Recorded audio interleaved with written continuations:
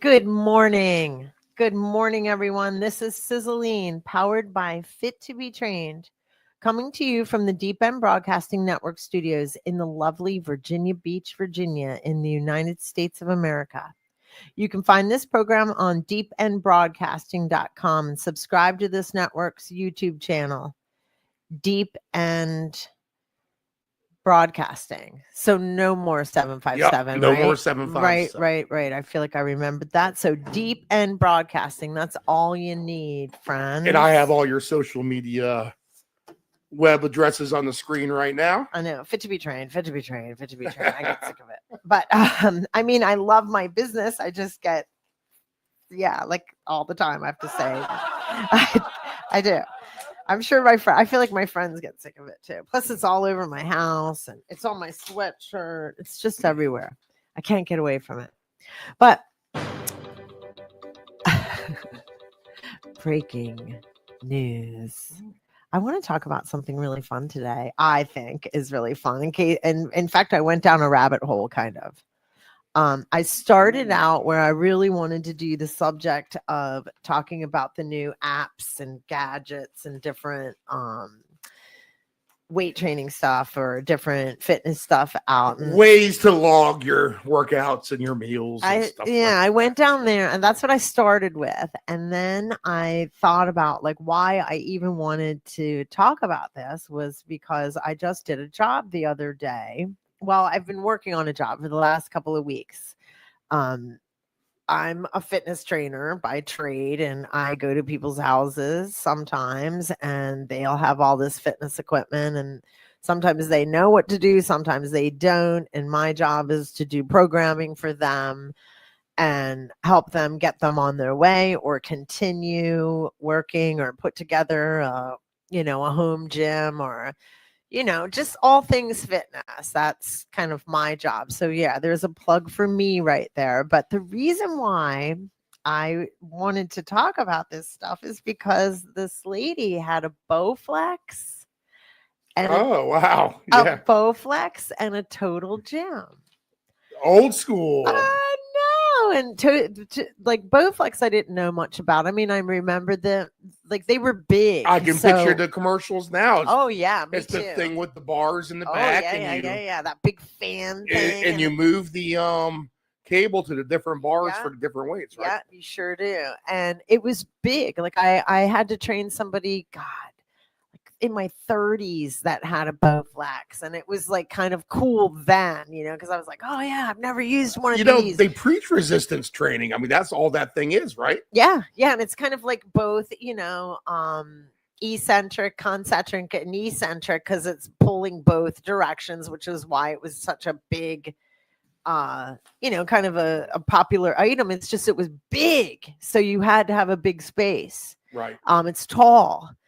So then, things were getting more compact. They have to have it in the garage or whatever. Yeah. So it probably I think that's one of the reasons why it might not have made it. But, and I guess in this case, I'm going to go a little bit out of order since we're on the Bowflex. It was invented back in 1986 by Tassima Dosho Shifra, an Ethiopian engineering student in the United States. Instead of using conventional weights, the original Bowflex machine utilized polymer rods to create constant resistance or tension. So that eccentric, concentric, up and down people, that's all that means. That's fancy for pulling up on a bicep curl and then your resistance on the way down.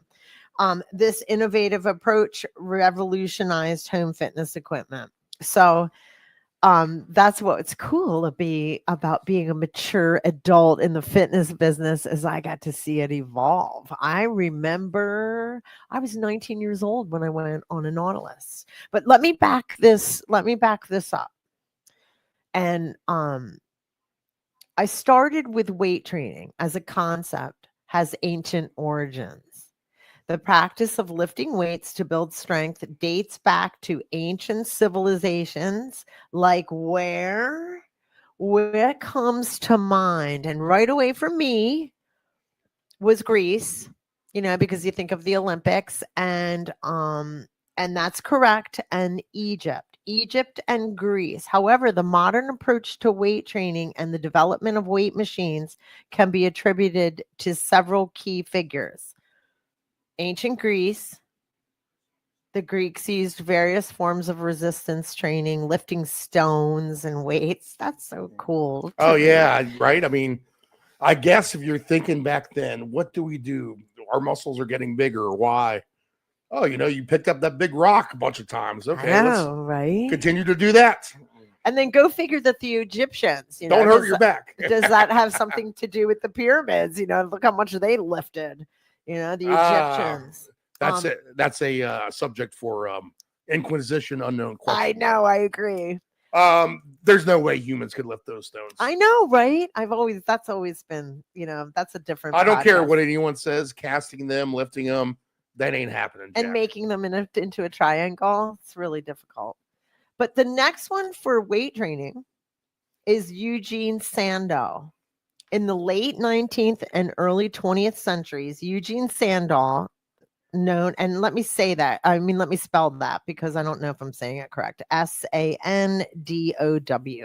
known as the father of modern bodybuilding, popularized weight training. He promoted the use of dumbbells and barbells and emphasized the importance of physical fitness. And it's funny because I feel like I am old enough at 58 that I should know about Eugene Sandow, but I don't. I think of Joe Weider and Arnold Schwarzenegger.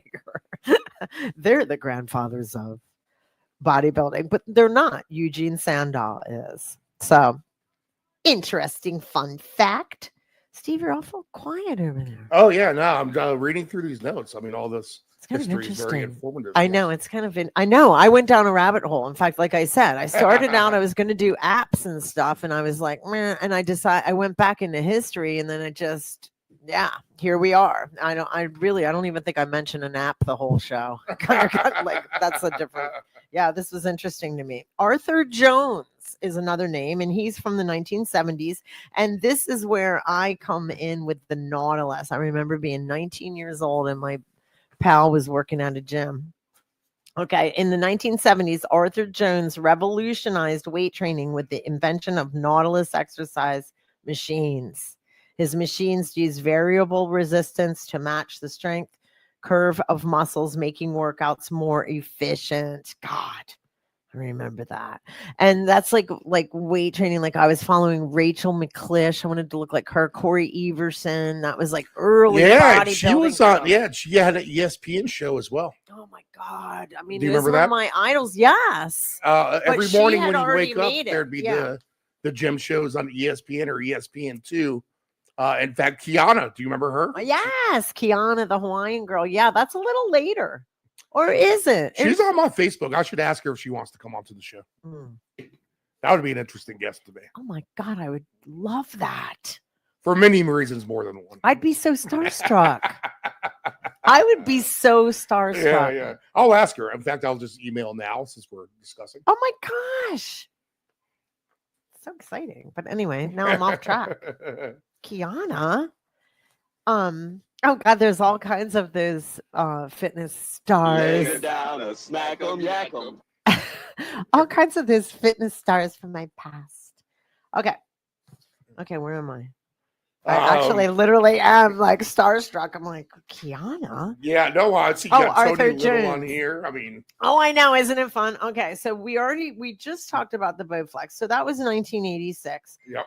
Arthur Jones, let's go back to the 70s. I repeat, that's the Nautilus machines, and that was a big invention. That was really big. I mean, because that literally did revolutionize things from bodybuilding because you could use so that's the you mean the Nautilus machine? You still see Nautilus as a name out there. Oh yeah. So, and those machines are still copycatted by other name brands all over gyms. Like I miss a leg press. So these are like your basic like 5 different station type of thing with like the plates you put the peg in. Remember me.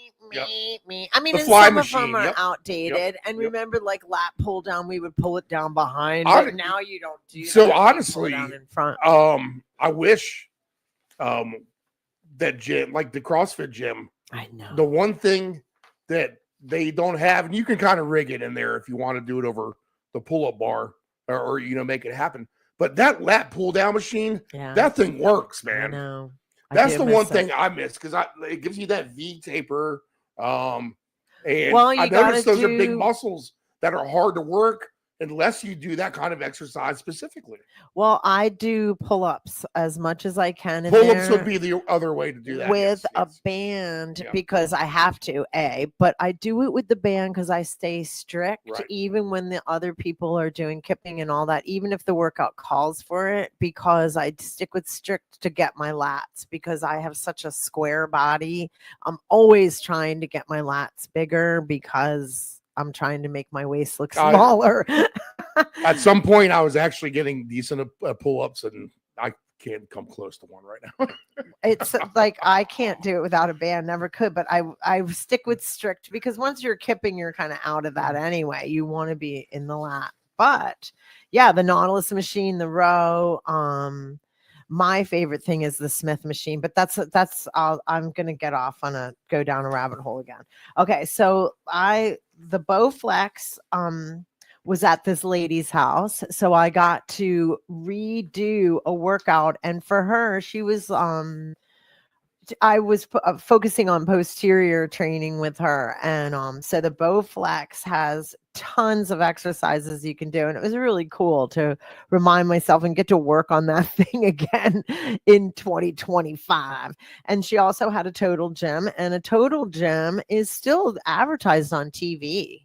I mean, you still see them selling it. And when my father... That's the Chuck Norris, right? That's Chuck Norris, the man. When my dad said to me, God, that was probably 15 years ago. He was like, here, and, what should I get for the house? I don't have a lot of space. I was like, Dad, get one of those Total Gyms because you can slip it under your bed. Those things are so good. And I turned out to be a Pilates reformer person, which it's kind of similar to that, but it reminds me back, God, again, in my 25, 30 years ago, I was in Malibu, California, and the Total Gym, let me go back.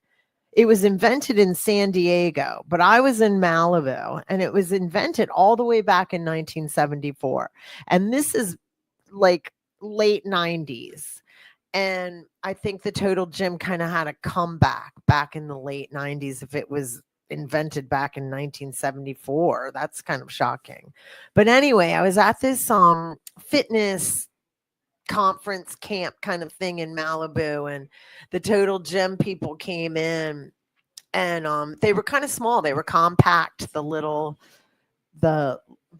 Gyms. It's basically like a Pilates. And now they've made them bigger and longer, but it was real small when it first came out. And I was like, what are these guys going to do? What's this thing? I wasn't judgy. I wasn't thinking like, oh yeah, but oh my God, they kicked our ass.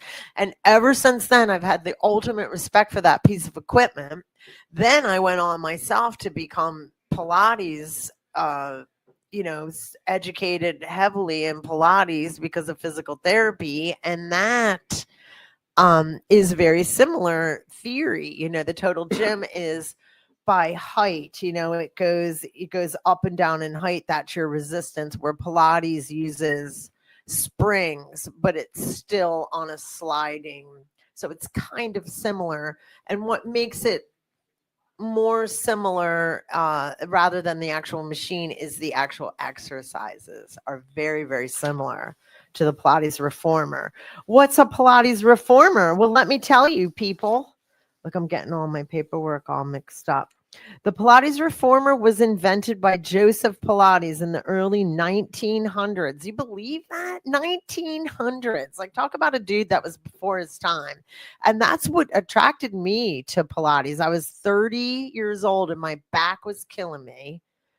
And I thought, oh my God, I'm so young. What am I going to do? And I loved fitness and I loved athletics. And what am I going to do? Oh no. And so I was going to yoga. And yoga would help me temporarily, but, because back then I was running and lifting weights and doing like videos. Corey Everson, Rachel McClish videos. There was a lot of not 8 tracks. I didn't mean to say that. VHS videos back then. and I was training too. And but for my own fitness, that's what I was doing. And my back was killing me. So I went to I went to yoga, and that would help me for, that day. And then Pilates, I was like, what's that stuff? And I went to a Pilates trainer, and I was on a reformer, and I hated it. And it took some time, but not very long. A couple weeks is it. And I was fixed. And what it was is that my core was really weak, even though I looked good. I was young, and so I looked fit. My arms were buff. My legs were buff. I even probably had abs, but I really didn't have a good, strong core. Sometimes looks are deceiving. And once I got my core straight, my back stopped hurting. And so I knew then that I had to spread the word. So I became a mat trainer, and then a Pilates reformer trainer, but I didn't mean to make it about me. What I wanted to talk about was the piece of equipment. Joseph Pilates, a German physical trainer, designed the reformer as part of his comprehensive system of physical exercise known as controlology. The reformer was initially created to help rehabilitate injured soldiers during World War I by attaching springs to hospital beds. That's fascinating, I know. And that's a great story. I just have heard controversial stuff about that story. Nothing good, nothing bad, just because I've done so much research on Pilates. So I'm like I said, that's a whole different podcast, but I just think it's interesting how different pieces of equipment have come and gone, how some have really stuck around. And Pilates, we know, is very trendy now. You hear a lot about it, and it's been around since the 1900s. And now Pilates is very, very trendy. And I know a lot of trainers would be like, oh, Joseph wouldn't really approve. And I disagree. I think he would. Any way to get the word out, like Club Pilates, believe it or not, was founded back in 2007. Like a lot of these pieces of equipment are a lot older than when they became popular. Did you notice that? Oh, yeah. Did I get a little bit? I mean, well, so when I rented a place down at the oceanfront, back at the old Surf Shack, 68th Street, in the detached garage, there sat both the Bowflex. Oh, wow. And the Chuck Norris machine. Oh, wow. Good taste. Yeah. Well, apparently this client that I and just it was worked awesome. for. You could feel the Chuck Norris. What's that thing? What are we calling this? Total Gym. Yeah, the Total Gym. Sorry. You could feel rep number 1. I know, right? How hard it is. Is that how it is in Pilates? Yeah. Pilates is, it's so much core training, which is really deceitful because I like core. You always hear about it. I like eye roll. I get so strengthen your core. Your core is there's so much to your core. Like your inner thighs are your core, Right? People think it's all just your abs. It's not. It's your lats, like we were just talking about for the pull-up. That's a big core muscle, believe it or not, because that's got a fire. Pelvic floor is core. So Pilates is about control. And so that's why. And I think the Total Gym requires you to use a lot of control because it's weight variances by the height. And like my first degree was in I was an architectural drafter, so I had to take trigonometry. So everything really you're smart, got the brains too. I do. I know a lot of people don't know that about me. But anyway, so that everything's in a triangle in trigonometry. There's 7 formulas, and so the Total Gym is basically a triangle at different, at different levels, which makes the weight harder or easier. I think that makes a lot of. Well, I've never thought about it in that aspect, and I'm a good geometry guy myself. Oh yeah, okay. I practice, cool. And the one sport that I've always applied geometry to is I guess if it is a sport, I guess it is pool. Oh, Simple enough, angles. That makes sense. And Absolutely. Everything. And I know about changing the elevation in your bench press from a flat bench. And then there's the inclined, but sometimes there's too much incline. Right. Sometimes it's better for what you're trying to do. Instead of using like the full on bench that folds all the way 3/4 up or whatever, just take the flat bench and put it on a plate. So it's barely off the ground,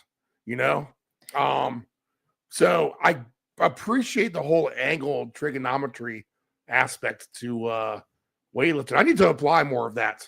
Well, it's funny because I went to college for that first and was totally into it. And then I got out in the field and I was like, oh my God, this is so freaking boring. And that was back to the martini lunches. And I had issues with drinking anyway. Like I wasn't one that was able to have one or two and stop. So yeah, exactly.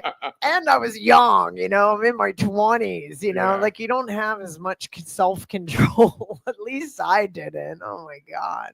So, by the time I was 30, I decided that I really wasn't that happy in that career. And my father, even though I liked it, I ended up in the engineering world because I was good at all those angles and weights and measures. And so my father had said to me, make sure you like what you're doing because you got to be in there 10 hours a day, most likely. Most careers, it really, people think it's 8, it's really 10. Right. So I quit drafting because I didn't want to be in there if I didn't like it. And I started working in a bar full time. And I went to rehab and got sober, all in that order. You can imagine, like, I really, I went to rehab. I was like, I'm going to quit drinking. I'm not going into my 30s as an alcoholic. I'm going to fix this. And then I realized that my job, I wasn't that happy in my job. And then, so then you drink. And so I quit that job and I was like, what does make me happy? I love partying in bars. So I wasn't drinking anymore. So I was working in a bar full time. It was supposed to be for a little while and it ended up being like all the way through to my 40s. But I opened a fitness business on the side. Like actually the bartending was on the side, but I think I've had one day of drinks, I think, in the last 3 weeks or so. What? Good job. I just want to say 2 for the month of February. The Super Bowl weekend, we could have maybe had a little bit extra on a night or two, on a second night or so. Good job. So, I didn't want to say anything because I remember we talked about that. Like I was going to try and get on the Pilates reformer and I did horrible for a little while. And I was like, I wonder else, because you were like, I'm going to try and ease up on drinking, and I didn't want to say anything. Oh no, yeah, I think overall you got to chalk it up as a win. Good. Well, I can, but I still didn't do what my goal was. But I still can chalk it up as a win because I did get on my Pilates reformer. I think of it this way, and people think of it this way in terms of your meals and your healthy meals as well. And this is a good way to do things. Simply put on a dry erase board Monday, Tuesday, Wednesday, Thursday, Friday, Saturday, and Sunday.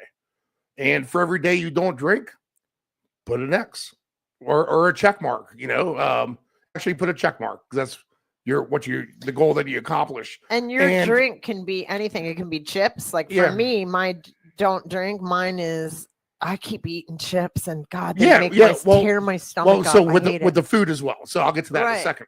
So if you drink once a month and you basically look at the whole calendar at the end of the year, basically you have drank 12 times out of 365. Is that a win? I'd say that's a win. Oh my God. If you drank twice a month, 24 out of 365 days, is that a win? I'd say that's a win, kind of, to be honest. Still, it's kind of hilarious that we're talking about drinking, because if I drank right now, I'd be drunk for 4 days straight because I've been stressed out. But I'm actually not. Like, I'm kind of coming out of that phase. But I kept joking. I was like, man, thank God I don't drink. I'd be blacked out for 4 days. God. Well, so if you do it every day or once a week, that's 52 check marks out of 365. Yes, that's kind of, falling off the track there for the most part. But that's actually pretty good. Yeah. It's actually probably pretty good. And, you're only drinking at that point a percentage of like 13%. I know this is a health and wellness show. Of the days. I do know that this is a health and wellness show. And I know that and hey, look at me. I'm in recovery for alcoholism. So obviously I'm out of this conversation. I can't drink alcohol at all, but that's because of, a chemical imbalance or whatever in my system. I feel like I don't metabolize alcohol well. So I made a choice not to. I can drink all I want. I just choose not to. But if you don't have alcoholism and you're not driving, I'm well aware that alcohol is not good for us, right? Mm-hmm. Like scientifically, it's not. But there is some benefits to, maybe not over serving yourself in one session, but there's benefits of relaxation, fun. Right. I'm not saying that alcohol is fun, because I get to still have fun without it. That's why I think a lot of people try to drink at the end of the day is they want to go out and have laughs with their friends. And lucky for me, and that's fine. The problem is when you overdo that, right? And you're not going out laughing, you're just waking up with a headache, and then the domino effect of eating bad might last a day or two or whatever, and that messes everything else up, etc. Food wise, on the check mark, X mark, think of it this way: if you have 3 spots on your, let's just say 3 meals a day is your common thing, try to eat 4 and with a healthy snack. All right, to speed up the metabolism. So figure 4 slots: breakfast, lunch, dinner, snack. And if you do good for that meal, give yourself a check mark. And the idea is to have as little X's at the end of the week as you can. But the deal is, if you kind of eat pretty good, like, I put all my vegetables in at lunch, I ate a healthy breakfast, I had a healthy snack. Okay, I want a cheeseburger for dinner and mashed potatoes. That's going to be fine at the end of the day for what you're doing, because you are check marking so much more than Xing at the end of the week. Then that's fine. You're allowed to do that. And you know what? Some of those nights for dinner, get your chicken and your broccoli so you give yourself that extra check mark, etc. And that is kind of part of the show too. We were talking about apps and exercise fidgets, right? Is that what you gadgets? Gadgets. But like I said, I never even got to it. So a logbook that you simply write in, or a dry erase board with X's and O's, that's the same thing. That falls in line with everything that we're talking about. And give yourself a check mark and reward yourself if you eat a salad for lunch. If you eat avocado and eggs avocado toast and eggs for breakfast, give yourself a check mark. Let yourself see these check marks and know that if you do something bad, okay, we were working, I was out with friends, they all wanted to go to, Chick-fil-A, and I decided to get waffle fries and, 2 chicken sandwiches and even a Diet Coke or whatever, who knows. All right, you get your X mark there, but end of the week, as long as you have, so 7 days a week, 4 places for check marks, that's 28. As long as you have 23, 22, 21 checks to 7 X's, that's going to be pretty good at the end of the day, health-wise, I think. That is good. That's very good. And that allows you to fall off a little bit. X's and O's. Yeah. I want to do a fun fact. All right, what's that? Tony Little Tony yes. Little. We Does remember anybody him. remember Tony Little? Okay, Tony Little was the guy. He's the Giselle guy. Yeah, Or Gazelle guy and from the late. Think of the infomercials back in the day, people, because that's It what says it was on late a lot. 90s. Yep. I'm stunned. I would have swore it was late 80s. Well, I remember people dressing up as him in college for Halloween or whatever. Right. Yeah. And he is. Now this might not be true anymore, but I remember looking up like who was the wealthiest fitness person, like who was it? And Arnold's not in there because Arnold he's not really in fitness. He wouldn't be a candidate. It would be like fitness trainers like Tony Little or oh God, there's so many. Richard Simmons and all those ones that made it famously. And who is the wealthiest, or the P90X guy? Remember him? Yep. I always said he was my work husband because he talks a lot. he talks a lot, but he also had a button on his DVDs that you could turn his voice off. I was like, I love that guy. Like he knows that he talks a lot and that he might be annoying. That's exactly how I am. But anyway, Tony Little popped up as the wealthiest fitness trainer. And the reason being was because he was able to get on the QVC channel and sell products. That's right. That's what he was on. Isn't that cool? Yeah. So yay, Tony Little. Remember he used to get made fun of because of the like you said, the way he would dress, and he'd be on the Gazelle, and he was like, you can do it. Here's his little write-up. Tony Little, known for his enthusiastic infomercials and motivational catchphrases. You can do it. Revolutionized home fitness with the Gazelle. The Gazelle, an elliptical trainer. I didn't realize really that's what it was, because remember it used to. I don't remember this. Oh, you know what? I do remember that now. Yes, you do. And elliptical goes in a circle, where the Gazelle was. But I guess it was revolutionary for the elliptical. My mom was a big QVCer back in the day, so so you we saw could be walking him. in and see that. You'd come into her house and Tony would be on the TV. He had massive. Okay, I'm sorry. The Gazelle, an elliptical trainer developed by Fitness Quest, and I recognize that name brand too, became a massive success, generating 1.5 billion in revenue. Tony Little's innovative approach and captivating personality helped make the Gazelle one of the most recognizable and successful fitness products. I just love that guy. I love anybody that makes it in fitness. I just love it. It makes me so happy because it is a super fun job. It's a fun job, but you don't always get to make $1 million. So when somebody gets to make $1 million, I'm like, that's so cool. And Tony made $1 billion. He didn't play. Okay. So, getting back to, fitness gadgets, or actually these aren't gadgets. That's how it started. I was supposed to do stuff on apps and gadgets, and look what I got into. Influencing equipment. Exercise machines. Yeah, I got into the equipment stuff, and it was just so fun. I just couldn't stop. And we can always do apps and gadgets later because they're cool. There's a lot of them. That's where I started, like I said, but then I got into this.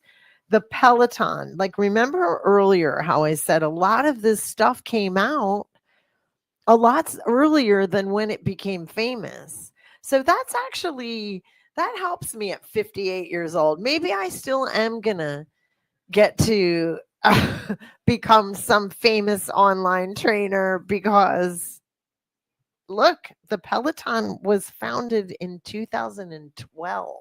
We didn't even hear about it until 2020 when COVID came out. Or Mr. Big on Sex and the City. I don't mean to, give away anything, but he died on his Peloton. I know. I'm a big Sex and the City girl. Yes, our Mr. Big died on his Peloton. So that was like, and I'm pretty sure it was during COVID. Like they were filming those movies. Shocking. Yeah. So Peloton came out in 2012 and it was invented by John Foley, along with co-founders Tom Cortese, Hoshio Kushi, and I apologize to anyone if I'm saying their name wrong, Yoni Feng, and Graham Stanton.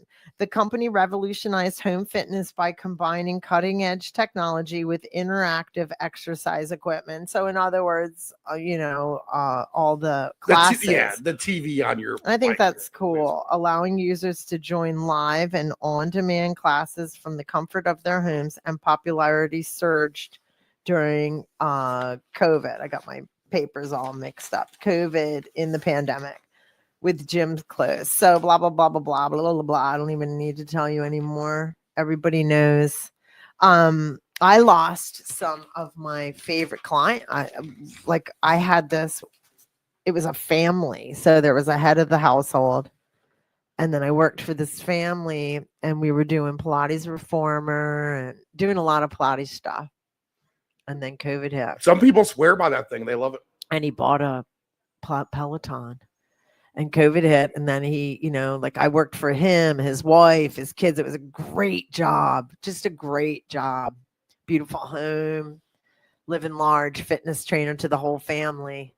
And then COVID hit, and he bought a Peloton, and I was out. I was like, oh my God. I was like, so I always joke, yep, I lost a job to Peloton.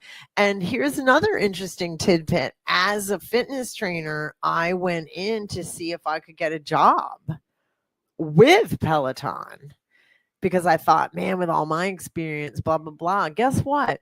Those trainers don't leave, because Peloton apparently treats their people pretty well. Oh, wow. They pay them good. Yeah, they pay them good. It's not like there's a high turnover. So it's kind of cool, kind of little. I'd like to actually, now that we talked about it, I might try again. Yeah. Do they have a media relations department? Let me look. Yeah. You know what I mean? It's fun. I mean, these companies are all people like us that just made it. I mean, some people are really business people and they're just in it for the money. But there's a lot of times where it's somebody that's really just a fitness person that's like, damn, check this out. I made it. And I think it's super clever. I've always had respect for the guy that has the purple gyms, Planet Fitness. I mean, how smart of a concept is that? But he might be a businessman. I don't think he's a fitness person. He might just be good at business, making it so cheap that people don't cancel. Right.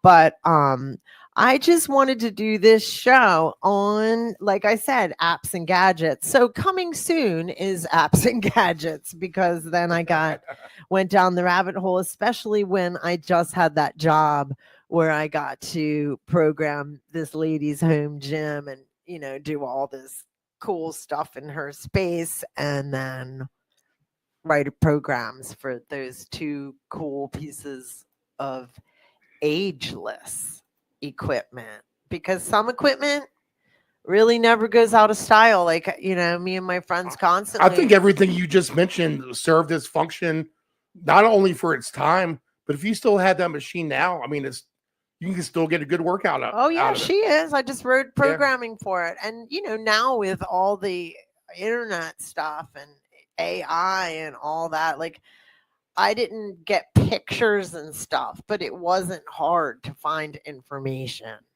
on these, and how to program. I mean, I had to do a little bit of research and a little bit of work, but not like we would have in the old days where I had to really, button down, and I'd have to like research, try and find the manual, for those pieces of equipment. But it was it was a fun job, and it's not over yet. Now we're going to do ongoing training, but she just wanted a program with her the equipment that she had. But with that, I am finito. I'm finished. I can't think of anything. I'm looking, even though my papers did get kind of messed up here. I think I covered everything I wanted to cover. Pilates is my jam. I love it. I love it. I love to hate it. I mean, honestly, that's what I'm getting more out of this show than anything, is that Pilates has taken a lot of these machines and it's kind of morphed itself into that one big category almost in a way. Well, it's but like, how long has Pilates been known as Pilates? Well, did you already say that here? Some in the 1900s. I mean, Joseph Pilates is the thing. They kind of, like, a lot of us as trainers that have known it for many, many years actually have snooted up and been like, you know, they've marketed this. Now they're, what is it? You know, like, what am I trying to say when they give it to the masses? You know, they, but I actually, you know, people that are really true classical Pilates historians might not appreciate how the education level has probably changed. I'm not really sure. I'm afraid to speak on that because I would hate if I insulted another trainer, and I don't know enough about Club Pilates to say I've gone there and I've taken classes and they've been fun.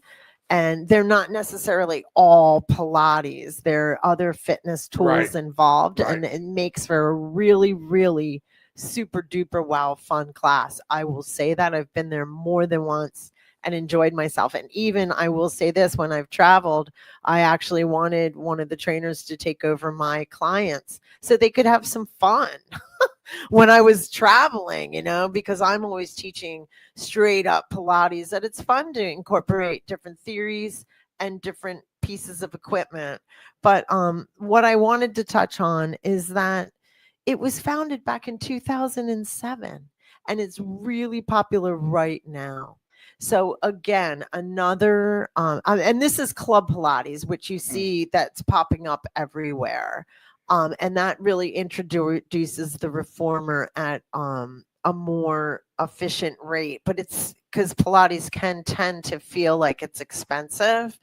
And I just saw something written up about it. Why is it so expensive? You know, because the name sounds fancy in a way to me. Well, so it almost sounds like it's a little posh. It is. But it's... Honestly, it's something I want to get into. I think that would be great for me. It's actually really, really cool. Come down to my place and I'll show you the reformer, and you'd really, really like it. More and more sports teams are getting involved with it. It's control, which is so good for athletics in so many different ways. I bet it's a great active recovery. It really, that's what I try and use it for because I love CrossFit so much. So I try and do all my lightweight, small, you know, everything's pulleys. And we already talked about how everything moves in a triangle. So you can see where I excelled in that. I was like, oh, this is so up my alley from my previous career. But it is. I love that you said it perfectly. It's active recovery, but there are a lot of people that just do it for strength training, and that's fine. It's whatever you like, if I learned nothing in college when I went back to school for fitness, it was do whatever the client will do. And I personally just love CrossFit, but for active mobility and to keep my smaller muscles moving so I don't get over, you know, quad dominant, or, you know, not work my hamstrings enough or get injured in the shoulder or whatever, I have to do that active mobility, especially as I get older. And Pilates really is the go-to for that. Like, yoga is a great mobility, but I even have yoga trainers as students because they're curious. Right now, I have a few because they are curious of the reformer and how it works. Like, I won't I'll end with this, but like we talked about triangles and stuff like that and pulleys and springs, that's what does the reformer. But I also want you to think about, like, if you turn your feet out or you keep them straight or you turn out, that changes things. Or if you turn them in, that changes things.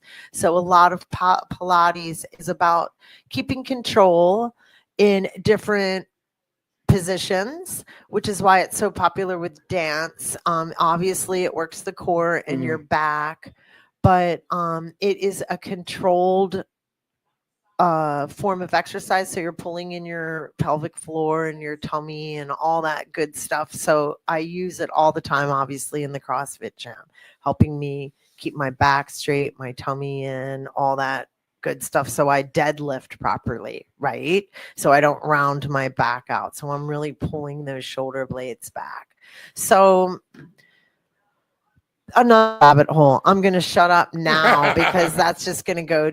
I don't, it is very, very interesting. And I think how I got on that was because I touched on Club Pilates again. I think Joseph Pilates would be happy that, that people are being introduced to it in the masses and that they're starting on the reformer, and learning that style, rather than some old classical technicians of Pilates are like, oh, he'd roll in his grave. He wouldn't like the way that, it's. Oh yeah.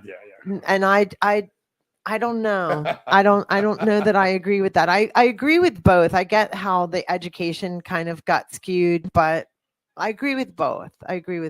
But with that, I'll tune out on and coming soon would be gadgets and apps. Coming soon too will be more guests. I had a great time with Sherry last week. Oh my God, what a great time. Yes, guests are fun. Kiana's emailed. We'll see if she emails us back. Oh my God, I'd be so starstruck. That would be amazing.